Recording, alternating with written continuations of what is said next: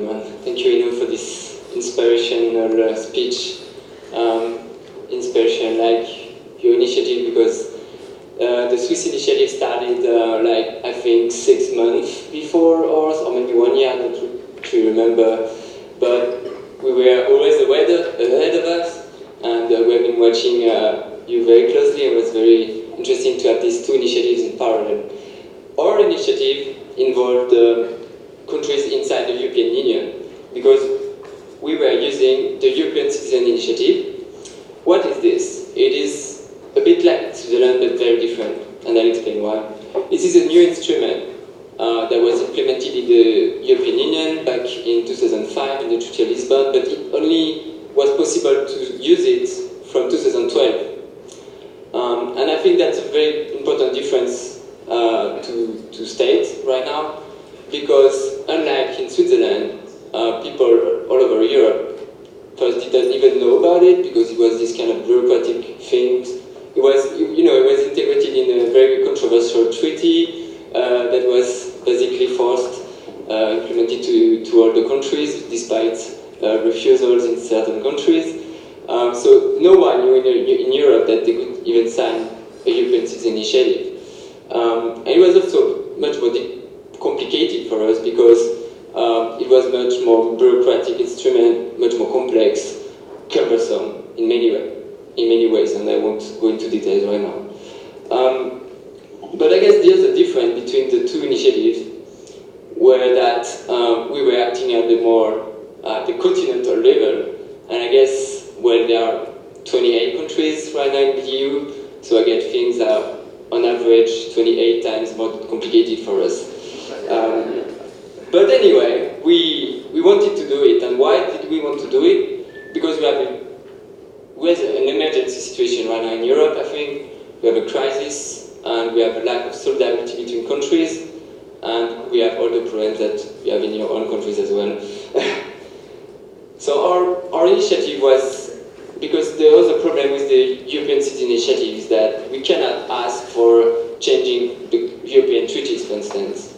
We cannot ask for things that the EU is not competent with. And the big problem we have in Europe, actually, is that social policies, for instance, are not in the official competencies of the European Commissions. So this means we could not really ask the EU to implement the basic law right away. But, and we have found in the text, in the treaties, we have found ways that to ask the Commission that they could do pilot projects, they could do studies, examine how we could implement the idea, and this is what our initiative was about. So it was more about raising the debate and getting the EU to do just some feedback, whatever it is, but just do something. 2 years later, after 1 year of preparation of this initiative with several meetings, we got the first attempt to do it, which failed, so we had to start again in the process of registering the initiative. 2 years later, this is what we achieved, a wonderful graph. Unfortunately, to actually succeed for the initiative, you need 1 million signatures. We got actually a bit more than 300,000, because there were paper forms that were successfully registered afterwards. But we got 300,000 signatures. But I guess the most interesting part of the chart is the very last one. It was like the last 2 months where everything accelerated, and it was really, really, really a good moment, good vibe. And I will maybe go more into detail now to what actually happened with some key events and some key successes. But this is just a picture of how we started. You know, it was in the European Parliament in Brussels under the invitation of one of the members of the European Parliament, Gerhard Hafner, who was very supportive MEP from Germany. So, you know, we're just a group of 30 people, and if I remember well, 13 countries were represented at that time. And thanks to this initiative, this is what the map looks like now. So all the light green countries are countries where groups started when they saw that we were launching this initiative. And some countries joined before, some countries joined during the initiative, and some countries like Croatia or Estonia just joined like in the very last month. and some of these countries managed to collect the number of signatures they had to. They reached their goal in very few weeks, and so it was really impressive to see this popping up effect all around the web. We also had a lot of events during this campaign. I think it was really was stimulating for supporters across Europe. They were seeing that there was something going on, and they decided to take action at that moment. One of the things we did, because we basically started with if I remember, we had 2,000 euros as a budget to start with, which is really ridiculous. Don't do that at home. But at some point we decided to launch a crowdfunding campaign, and it was really successful. We had basically 22,000 euros in 2 weeks. It was really exciting. So that's also the kind of things we did to try to accelerate the movement. We had many articles in the press, even though it took time to get them, but the last weeks and months, as I said, we really had an acceleration effect. And actually, I wish the campaign would have continued for some more months, so that we could have continued on this pathways.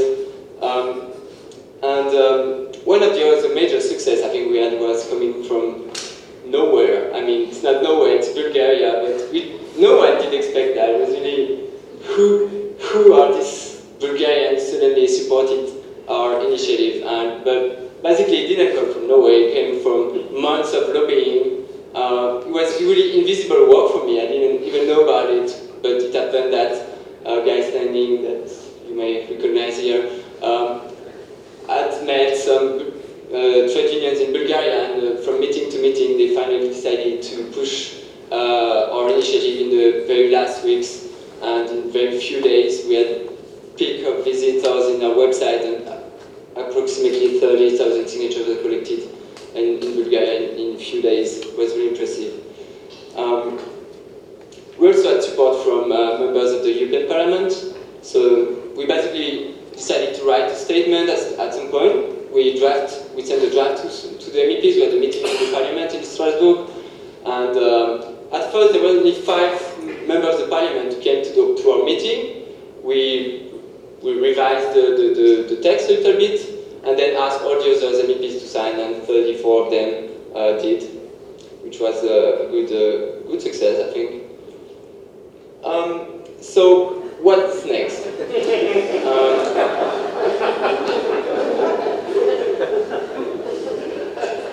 Obviously, 300,000 signatures was not enough, but it was still a lot of little successes, as I tried to show. It was really clear from the beginning that this initiative were just an impulse, were just something to start with, and in the sense it was really good that we had a concrete objective, even though it was maybe outreach was 1 million, maybe it was too much, but whatever. It was the first action, and from the beginning we knew that there would be follow-ups after that. So right now we are in the process of building this unconditional basic income, which will be kind of an alliance in Europe, not only of BN affiliate networks or organizations specifically pushing for basic income, but also a broader coalition of other organizations. So just right now we're in the process of registering the legal entity, bank account, and all these boring things, but very much necessary. And our next action will be basically to keep having very regular meetings, because one of the very fruitful things that happened with this campaign was that we had to meet. We had to meet every 3 months. We had a meeting somewhere in Europe, always in a different place, so that we could involve different countries to organize it. And it was very fruitful that all these coordinators from various countries could meet. And actually, when I talk about we need money, we had this crowdfunding campaign, but I think the most important budget, the best fruitful way to spend this money was actually to repay travel expenses, so that activists who could never afford to come here or even in Brussels, that way they could join.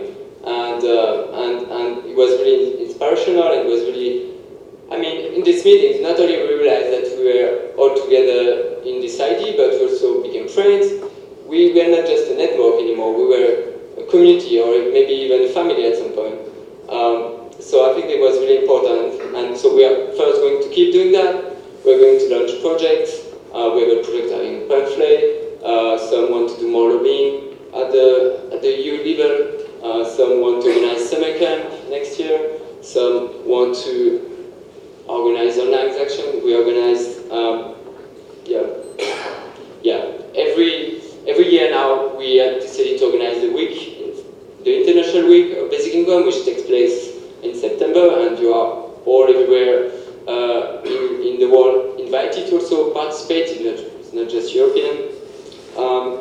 We also had a conference, I didn't mention it, but it was a successful conference in Brussels a few months ago.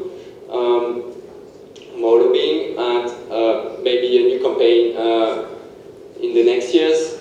But I think right now we're in the process of we need consolidation within our network because it's been very fast. This year has been too fast. And once the campaign starts, you don't have time to organize anything. You're basically running after your objectives. So right now we're in the process of consolidating the network. I think we need a bit time. And also, if we were to launch a new campaign, and especially if it's a new European initiative, I think we need to wait a little bit because, as I said, this instrument is very bureaucratic, very complex right now for grassroots organizers like us. Basically, only 2 initiatives succeeded other than ours. Only 2 succeeded, and they were organizations who had a lot of money or a very broad network, like Catholics organization, for instance. So I think we need to grow a little bit, but for sure, everyone has in mind that we want to do this again, and the next time we will reach at least 1 million, at the very least. Just some more thoughts about listen, maybe that would be for all of us, is that social networks, the internet, matters. It matters a fucking lot. I mean, it's not that it's clicktivism. No, it doesn't work like that. It's not just that we can click, we can sign, so no. But the internet connects each other. And I mean, do you remember when you discovered basic income? I think a lot of people discovered basic income through the internet, but they were alone in front of their computer and the screen, you know, and what can you do with this ID?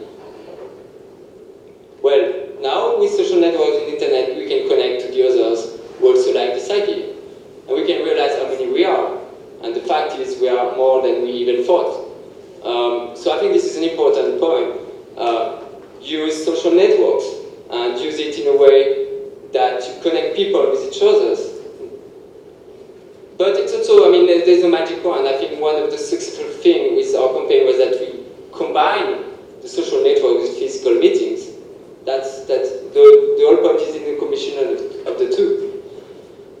The second thing I would just emphasize was Enno said, as we see, we have same topic, similar tools, but with subtle differences that makes the whole thing completely different. In our case, our initiative was just about raising the debate. In Switzerland, they will have a referendum on it. And I think it's important that we also struggle for more direct democracy. Because if we have better democracy, then radical ideas, alternatives can be better discussed inside society.